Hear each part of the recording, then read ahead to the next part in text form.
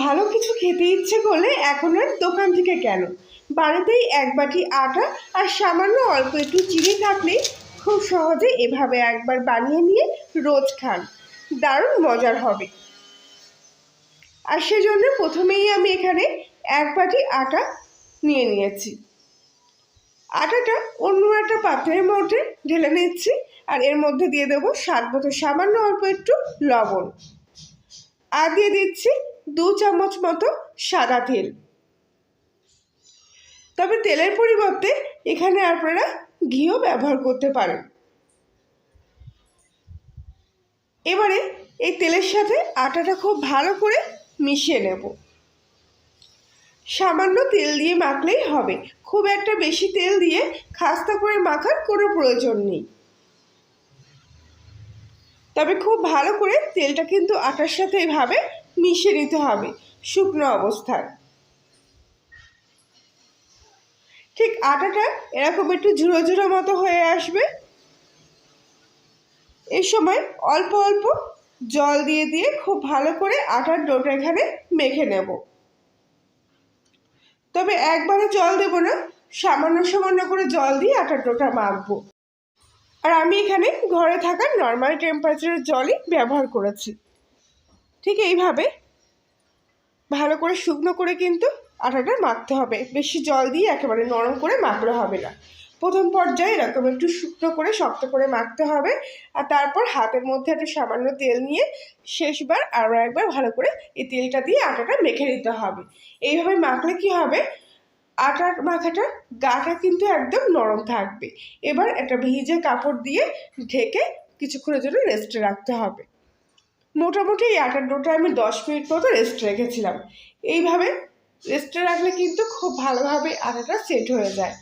আর এই দিয়ে আপনি যে কোনো জিনিস বানাবেন সেগুলোই দেখবেন খুব সুন্দরভাবে কিন্তু ফুলে উঠবে।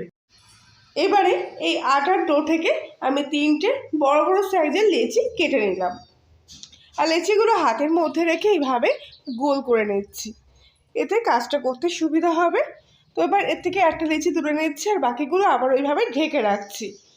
এবার চাকির মধ্যে একটা লেচি নিয়ে এইভাবে সামান্য একটু তেল দিয়ে খুব ভালো করে বেলে নেব। যতটা সম্ভব টেনে টেনে পাতলা করে রুটিটাকে কিন্তু বেলতে হবে, আর এই জন্যেই তেল দিয়ে বেললে সুবিধা হবে, শুকনো আটার গুঁড়ো দিয়ে না বেলাটাই ভালো হবে। যতটা সম্ভব আটার লেচিটাকে কিন্তু এরকম টেনে টেনে পাতলা করে বেলে নিচ্ছি। এই দেখুন একদম এরকম পাতলা করে বেলে নিয়েছি। তো এবার হাতের মধ্যে কিছুটা ঘি নিয়ে নিয়েছি, ঘিটা খুব ভালো করে এই রুটিটার উপরে এইভাবে কিন্তু প্রলেপ দিয়ে দিচ্ছি। এখানে আপনারা সাদা তেলও ব্যবহার করতে পারেন, তবে আমার মতে বলে যে ঘি দিলে কিন্তু বেশি খাস্তা ভাবটা আসে। আর এবার ওপর থেকে কিছুটা শুকনো কর্নফ্লাওয়ারের গুঁড়ো এভাবে ছড়িয়ে দিয়ে ভালো করে এগুলো পাতিয়ে নিচ্ছি। 2টো কোট পরপর পড়ে গেল। এবার একটা কানার থেকে সামান্য একটু কিছু অংশভাবে কেটে বাদ দিয়ে নিয়ে এবারে এই পুরো সম্পূর্ণ রুটিটা এরকম সরু করে রোল করে নিয়ে গুটিয়ে নেব।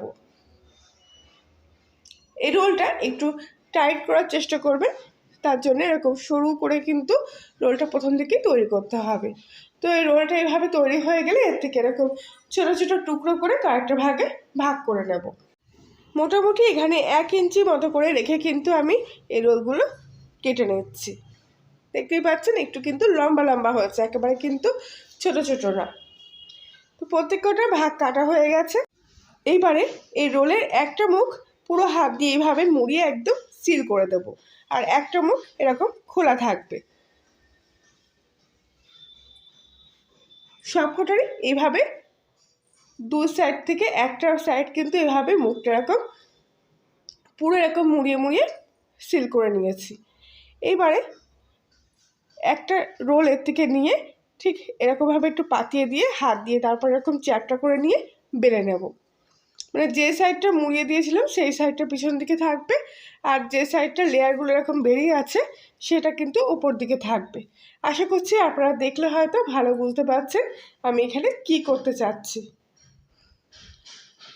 তো প্রত্যেকটাই ঠিক একইভাবে বানিয়ে নিচ্ছি। লেয়ারের মুখটা সামনে রেখে বেলতে হবে, আর মুড়িয়ে দেওয়া পিঠটা একদম তলায় রাখতে হবে।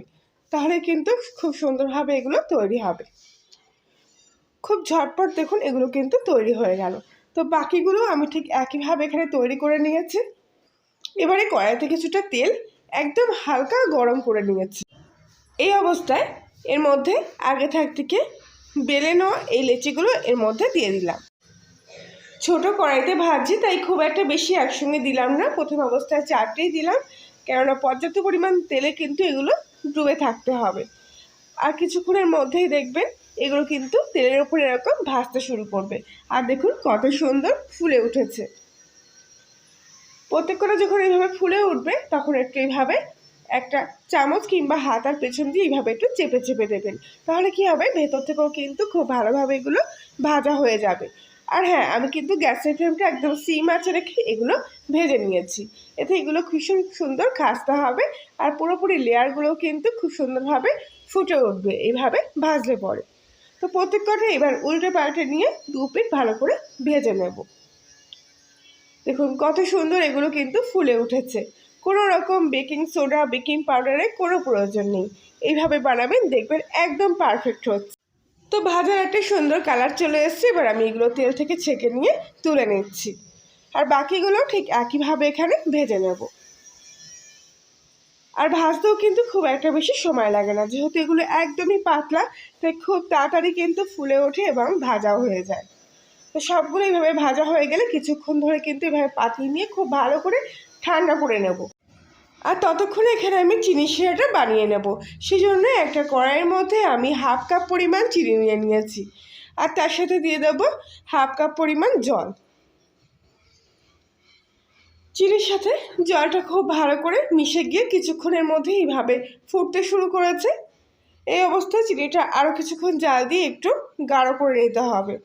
আর একটা এলাচে এরকমভাবে গুঁড়ো করে নিয়ে এর মধ্যে দিয়ে দিলাম, এতে গন্ধটাও কিন্তু খুব সুন্দর আসবে। তো মোটামুটি 2 থেকে 3 মিনিট ধরে এইভাবে জাল দিয়ে নেওয়ার পর চিনির শিরাটা কিন্তু খুব সুন্দরভাবে গাঢ় হয়ে গেছে। এরকম একটু আঙুলের মধ্যে আঠা আঠা চিটচিটে ভাব চলে আসলেই এবারে ভেজে রাখা খাজাগুলো এই চিনির শিরার মধ্যে দিয়ে দিতে হবে। খাজাগুলো এই শিরার মধ্যে খুব ভালো করে এইভাবে নেড়ে চেড়ে নিচ্ছি, যাতে প্রত্যেকটা খাজার গায়ে চিনির শিরাটা খুব ভালোভাবে প্রবেশ করে। তাহলে কি হবে, ভিতর থেকে এগুলো খুব সুন্দরভাবে রসালো হবে। কিছুক্ষণ এভাবে পাতিয়ে রেখে একটু হালকা ফ্লেমে জাল দিয়ে নেব। আর এইভাবে 1 মিনিট মতো জাল দিয়ে নেওয়ার পর এবার গ্যাসটা পুরোপুরি অফ করে দেব। আর কিছুক্ষণের মধ্যে এগুলো যখন ঠান্ডা হতে শুরু করবে তখন দেখবেন চিনির দানাগুলো কিন্তু এই খাজাগুলোর গায়ে খুব সুন্দরভাবে এভাবে ফুটে উঠতে শুরু করবে। আর পুরোপুরি ঠান্ডা হয়ে গেলে এগুলো আমি অন্য একটা প্লেটের মধ্যে সাজিয়ে নিয়েছি, আর কিছুটা কাজু আর পেস্তা কুচি এর উপর থেকে এভাবে ছড়িয়ে দিচ্ছি। দেখুন সাধারণ জিনিসও দেখতে কি সুন্দর অসাধারণ লাগছে, আর খেতেও কিন্তু দারুণ মজার এগুলো। আশা করছি আজকের রেসিপিটি আপনাদের কাছে ভালো লেগে থাকবে। ভালো লাগলে প্লিজ লাইক, শেয়ার, কমেন্ট করে জানাবেন। আর আপনি যদি কর্নিয়া রান্নাঘর নতুন সদস্য দেখেন তাহলে চ্যানেলটি সাবস্ক্রাইব করে পাশে থাকার জন্য আপনাদের কাছে অনুরোধ রইল। আর পাশে বেল আইকনটি প্রেস করবেন নতুন কোনো ভিডিওর আপডেট পাওয়ার জন্য। লেয়ারগুলো কত সুন্দরভাবে দেখুন হাতের মধ্যে এভাবে খুলে আসছে, আর ভিতর থেকে কিন্তু এগুলো খুব সুন্দরভাবে রসালো হয়েছে। খেতে ভীষণ মজাদার হয় এই খাস্তা রসালো খাজাগুলো। তাহলে বন্ধুরা আজকের মতো এই পর্যন্তই, সবাই ভালো থাকবেন।